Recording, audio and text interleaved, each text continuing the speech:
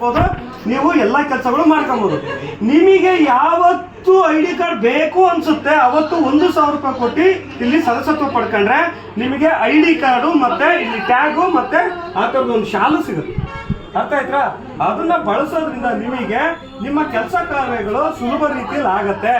ನಾಳೆ ನಮ್ಮ ಸಂಘಟನೆ ಒಳಗಡೆ ಲಕ್ಷಾಂತರ ಜನ ಮೆಂಬರ್ ಆಗ್ತಿದ್ದಾರೆ. ಎಲ್ಲ ಈ QR ಕೋಡ್ ಮುಖಾಂತರ ಮೆಂಬರ್ಗಳು ಆಗ್ತಿದ್ದಾರೆ. ಆ ನಮ್ಮ ಕುಟುಂಬಗಳಲ್ಲಿ ಏನಾದ್ರೂ ಒಂದು ವ್ಯತ್ಯಾಸ ಆದ್ರೆ, ಸಹಕಾರ ಬೇಕಾದ್ರೆ ಗೆಳೆಯರ ಬಳಗದಲ್ಲಿರೋ ಎಲ್ಲರಿಗೂ ಹೇಳಕ್ಕಾಗತ್ತಾ?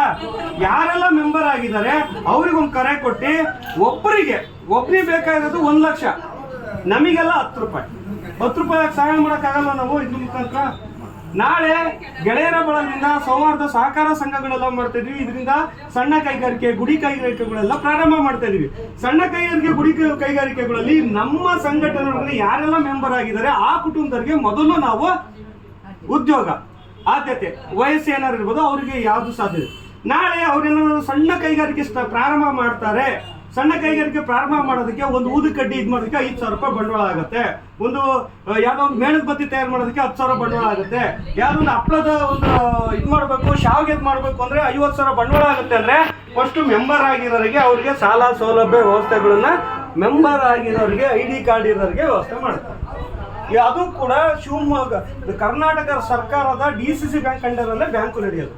ಇದು ಕೂಡ ಕರ್ನಾಟಕ ಸರ್ಕಾರದ ಸಹಕಾರ ಸಂಘದ ಅಡಿಯಲ್ಲೇ ಕರ್ನಾಟಕ ರಾಜ್ಯ ಗೆಳೆಯರ ಬಳಗ ವ್ಯಾಪ್ತಿ ರಾಜ್ಯಾದ್ಯಂತ ಎಲ್ಲ ಜಿಲ್ಲೆ ಎಲ್ಲ ತಾಲೂಕಲ್ಲೂ ಕೂಡ ಆಗ್ತಾ ಇದೆ. ನಾಳೆ ಭದ್ರಾವತಿಯಲ್ಲೂ ಕೂಡ ನಮ್ಮ ಸೊಸೈಟಿ ಆಗುತ್ತೆ, ಈ ತರದೊಂದು ಕಚೇರಿ ಆಗತ್ತೆ. ಅಲ್ಲಿ ಯಾರೆಲ್ಲ ಅಧಿಕೃತ ಮೆಂಬರ್ ಆಗಿದ್ದಾರೆ, ID ಕಾರ್ಡ್ ಇದೆ, ಅವರಿಗೆ ಉನ್ನತವಾದಂತಹ ಒಂದು ಸೌಲಭ್ಯಗಳು ಸಿಗ್ತವೆ. ಯಾರಿಗೋ ಏನೋ ಸುಳ್ಳು ಹೇಳಿ ಇನ್ನೊಂದು ಮಾಡಿ ಮೋಸ ಮಾಡಿ ಮಾಡ್ತಕ್ಕಂಥದ್ದಲ್ಲ. ಆಯ್ತಾ? ID ಕಾರ್ಡ್ ಸದಸ್ಯತ್ವನ ಇದು ನಮ್ಮ ಸುತ್ತೋಲೆಯಲ್ಲಿ ಇದ್ರೊಳಗಡೆನೆ ಏನು ನಮ್ಮ ಬೈಲಾ ಬರುತ್ತೆ, ಬೈಲಾದಲ್ಲೇ ಇದನ್ನ ಮೆನ್ಷನ್ ಮಾಡಿರ್ತಕ್ಕ ಒಬ್ಬರಿಂದ ಸದಸ್ಯತ್ವಕ್ಕೆ ಇಷ್ಟು ನಾವು ಕಲೆಕ್ಟ್ ಮಾಡಿ ಮಾಡ್ಬೋದು ಅಂತೇಳಿ ಸರ್ಕಾರದಿಂದ ಪರ್ಮಿಷನ್ ತಗೊಂಡೇ ಮಾಡ್ತಾ ಇರೋದು. ನಾವೇ ಯಾವುದೋ ಒಂದು ರೇಟ್ ಫಿಕ್ಸ್ ಮಾಡಿಲ್ಲ. 1,000 ರೂಪಾಯಿ ಸದಸ್ಯತ್ವನ ಇದನ್ನ ನಾವು ಅಕೌಂಟಿಗೆ, ಇವರು ಕೈಯಲ್ಲಿ ಕ್ಯಾಶ್ ಕೊಟ್ರಲ್ಲ ಅದನ್ನ ಅಕೌಂಟಿಗೆ ಹಾಕಿ ಅವ್ರದ್ದು UPI ನಂಬರ್ ತೆಗೆದು ಇವ್ರದ್ದು ID ಕಾರ್ಡ್ನ ಪ್ರಿಂಟಿಗೆ ಕಳಿಸ್ತೀವಿ. ಅದು ಪ್ರತಿ ವರ್ಷ ಫೆಬ್ರವರಿ ಮಾರ್ಚ್ ತಿಂಗಳೊಳಗಡೆ ಆಡಿಟಿಂಗ್ ಆಗತ್ತೆ. ಇದನ್ನೆಲ್ಲ ಸವಲತ್ತು ಇದು ನನಗೋಸ್ಕರ ಮಾಡ್ತಾ ಇಲ್ಲ, ಇದನ್ನ ಸಾರ್ವಜನಿಕವಾಗಿ ಮಾಡಿಡ್ತಾ ಇದ್ದೀವಿ. ನಾಳೆ ನಾನಿಲ್ಲ ಅಂದ್ರೂ ಕರ್ನಾಟಕ ರಾಜ್ಯ ಗೆಳೆಯರ ಬಳಗ ನಡ್ಕೊಂಡು ಹೋಗುತ್ತೆ. ನಿಮಗೆ ನಿಮ್ಮ ಮಕ್ಕಳುಗಳಿಗೆ ಅನುಕೂಲ ಆಗತ್ತೆ. ಯಾವುದೋ ಒಬ್ಬ ವ್ಯಕ್ತಿ ಹೋಗಿದ ತಕ್ಷಣ ಆ ಸಂಘಟನೆ, ಆ ಸಂಸ್ಥೆ, ಆ ಪಕ್ಷ ಹಾಳಾಗಬಾರ್ದು. ನಾಳೆ ನಾವು ಇದರಡಿಯಲ್ಲಿ ಉಚಿತ ಧರ್ಮ ಛತ್ರಗಳು, ಧರ್ಮ ಆಸ್ಪತ್ರೆಗಳು, ಧರ್ಮ ಶಿಕ್ಷಣ ಸಂಸ್ಥೆಗಳನ್ನ ಕಟ್ಟುವಂತ ಒಂದು ಮನೋಭಾವನೆ ಇಟ್ಕೊಂಡಿದ್ದೀವಿ. ನಾಳೆ ನಿಜವಾಗ್ಲೂ ಮಕ್ಕಳುಗಳಿಗೆ ಅವ್ರಿಗೆ ಸಾಕಕ್ಕೆ ಯೋಗ್ಯತೆ ಇಲ್ದಲೇ ಇದ್ರೆ, ಮತ್ತೆ ಮಕ್ಕಳುಗಳಿಗೆ ಅವ್ರಿಗೆ ಅನುಕೂಲ ಇಲ್ದ್ರೆ, ನಿಜವಾದ ಅವ್ರು ಏನಾದ್ರು ಅನಾಥ ಆಗಿದ್ರೆ ವೃದ್ಧಾಶ್ರಮಗಳನ್ನ, ನಿಜವಾಗ್ಲೂ ಅವರು ಅನಾಥರಾಗಿದ್ರೆ ಅನಾಥಾಶ್ರಮಗಳನ್ನ, ನಿಜವಾಗ್ಲೂ ಅವರು ಅಂಗವಿಕಲರಾಗಿದ್ರೆ, ಬುದ್ಧಿಮಾಂದ್ಯರಾಗಿದ್ರೆ ಯಾವುದೋ ಘಟಕಗಳನ್ನ ಮಾಡಿ ನಮ್ಮಲ್ಲಿರ್ತಕ್ಕಂಥ ಒಬ್ಬೊಬ್ಬ ಲೀಡರ್ಗಳು ಒಬ್ಬೊಬ್ರು ಒಂದೊಂದನ್ನ ನೋಡ್ಕೊಳ್ಳೋಂಥ ವ್ಯವಸ್ಥೆಗಳನ್ನ ಮುಂದಿನ ದಿನಗಳಲ್ಲಿ ಮಾಡೋಣ. ಈಗ ನಾಳೆ ಈ ಡಿಸೆಂಬರ್ ಎಂಡೊಳಗಡೆ ಒಂದು ಸುಮಾರು 5 ಲಕ್ಷ ರೂಪಾಯಿದು ಒಂದು ಗಾಡಿ ತಗೊಳ್ತಾ ಇದೀವಿ. ಏನೋ ಅಕ್ಷಯ ವಾಹನ ಅಂತೇಳಿ. ಅಕ್ಷಯ ವಾಹನದಲ್ಲಿ ಅದನ್ನು ತಗೊಂಡ್ರೆ ಶಿವಮೊಗ್ಗದಲ್ಲಿರ್ತಕ್ಕಂಥ ಆಯಾ ತಾಲೂಕಲ್ಲಿರ್ತಕ್ಕಂಥ ಛತ್ರಗಳಲ್ಲಿ ಆಹಾರಗಳ ಏನು ಉಳಿಯುತ್ತೆ ಅದನ್ನ ತಗೊಂಡೋಗಿ ಜೋಪಡಿಗಳಿಗೆ, ನಿರ್ಗತಿಕರಿಗೆ ಹಂಚುವಂತ ವ್ಯವಸ್ಥೆಗಳನ್ನ, ಎರಡು ದೊಡ್ಡ ತಪ್ಪಲಿಗಳನ್ನ, ಗಾಡಿಗಳನ್ನ ತಗೊಂಡು ಮಾಡ್ತಕ್ಕಂಥದ್ದು. ಶಿವಮೊಗ್ಗ CITಗೆ ನಾವು ಅರ್ಜಿ ಹಾಕಿದೀವಿ. ಅಲ್ಲಿ ಸೂರದಿಂದ ನಮಗೇನಾದ್ರು 5,000 ಸ್ಕ್ವೇರ್ ಫೀಟ್ ಓಪನ್ ಇದು ನಮಗೆ ಸಿಕ್ತು ಅಂತಂದ್ರೆ ಅಕ್ಷಯ ಮನೆಯನ್ನ ಮಾಡ್ಬೇಕು ಅನ್ಕೊಂಡಿದೀವಿ.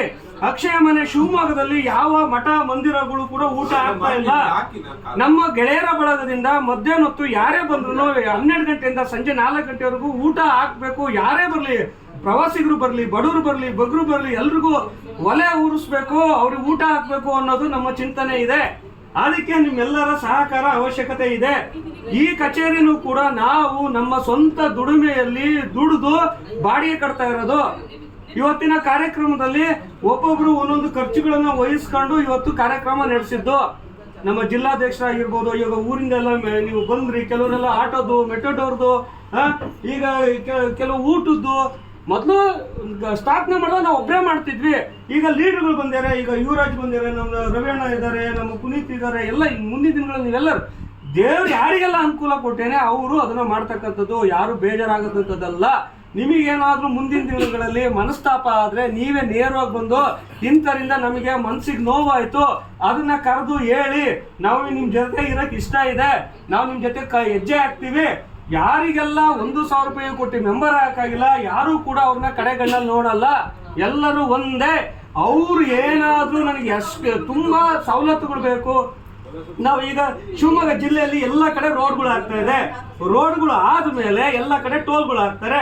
ಟೋಲ್ಗಳು ಹಾಕಿದಾಗ ನೀವೆಲ್ಲ ಅಧ್ಯಕ್ಷರುಗಳು ಯಾರಿದ್ದೀರ ನಿಮ್ಮ ಕಾರ್ಗಳಿಗೆ ಟೋಲ್ ಅಲ್ಲಿ ಫ್ರೀ ಆಗಿ ಬಿಡಬೇಕು ಅನ್ನೋದು ಸುತ್ತೋಲೆನ ನಾವು ಕಳಿಸ್ಕೊಡ್ತಾ ಇದೀವಿ.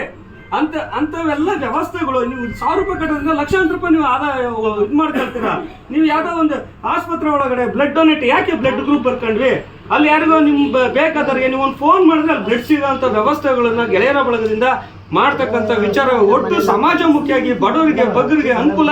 ಶ್ರೀಮಂತರಿಂದ ಬದುಕ್ತಿದ್ದಾರೆ, ಅವ್ರ ಬಗ್ಗೆ ನಾವು ಚಿಂತೆ ಮಾಡ್ತಾ ಇಲ್ಲ. ಅವ್ರು ಬೇಡ, ನಮಗೆ ಲಕ್ಷ ಕೊಟ್ಟರೆ ಮೆಂಬರ್ಶಿಪ್ ಬೇಡ. ನಾವು ಬಡವರಿಗೆ ಬಗ್ಗರಿಗೆ ಅನುಕೂಲ ಆಗಂತದ್ದು ಏನಿದೆ ಇಲ್ಲಿ ಸಂಘಟನೆ ಒಳಗಡೆ ಸದಸ್ಯತ್ವದಲ್ಲಿ ನಾವೆಲ್ಲರೂ ಸೇರ್ ಮಾಡೋಣ. ನಾನು ಒಬ್ಬನೇ ಅಲ್ಲ, ನಾವು ಇದು ನಿಮ್ಮ ಸಂಘಟನೆ, ನಿಮ್ ಬಳಗ, ಇದು ನಿಮ್ಮ ಮನೆ. ಇದೇ ತರದ್ದು ಎಲ್ಲ ನೀವು ಇಲ್ಲಿಗೆ ಬರ್ಬೇಕಾಗಿಲ್ಲ. ನಾಳೆ ಮುಂದೆ ಬರ್ತಕ್ಕಂಥ ದಿನಗಳಲ್ಲಿ ನಿಮ್ಮ ತಾಲೂಕುಗಳಲ್ಲಿ ನಿಮ್ಮ ಹೋಬಳಿಗಳಲ್ಲಿ ಈ ತರದ ಒಂದು ಕಚೇರಿಗಳನ್ನ ಮಾಡ್ಕೊಂಡು ಸರ್ಕಾರಗಳನ್ನ ಹೊರತುಪಡಿಸಿ ಸರ್ಕಾರಿಗಳನ್ನ ರಾಜಕಾರಣಿಗಳನ್ನ ಬದಿಗೆಟ್ಟಿ ಹೊರಗಡೆ ಇಟ್ಟು ನಾವೇ ಒಂದು ಸರ್ಕಾರದ ರೀತಿಯಲ್ಲಿ ಸಂಘಟನೆಯನ್ನ ಬೆಳೆಸೋಣ. ಆಗ್ಬೋದಾ? ಎಲ್ಲ ಅಧಿಕಾರಿಗಳು ರಾಜಕಾರಣಿಗಳು ನಿಮ್ಮನೆ ಬಾಗ್ಲಿ ಬರೋ ತರ ಮಾಡ್ಕೊಳ್ಳಿ. ನಿಮ್ಮ ಸೇವಕರು ಅವರೆಲ್ಲ ನೀವು ಕಟ್ಟೋ ಟ್ಯಾಕ್ಸ್ ಇಂದ ಅವ್ರಿಗೆ ಸಂಬಳ ಕೊಡ್ತಾ ಇರೋದು. ನೀವು ಎಲ್ಲ ಒಗ್ಗಟ್ಟಾಗಿ ದುಡಿದ್ರೆ ನಿಮ್ಮನೆ ಬಾಗ್ಲಿಗೆ ನಿಮ್ಮ ಕಚೇರಿಗೆ ಅವ್ರು ಹುಡ್ಕೊಂಡು ಬರ್ತಾರೆ. ಇದು ನಮ್ಮ ಉದ್ದೇಶ. ಆಗ್ಬೋದಾ?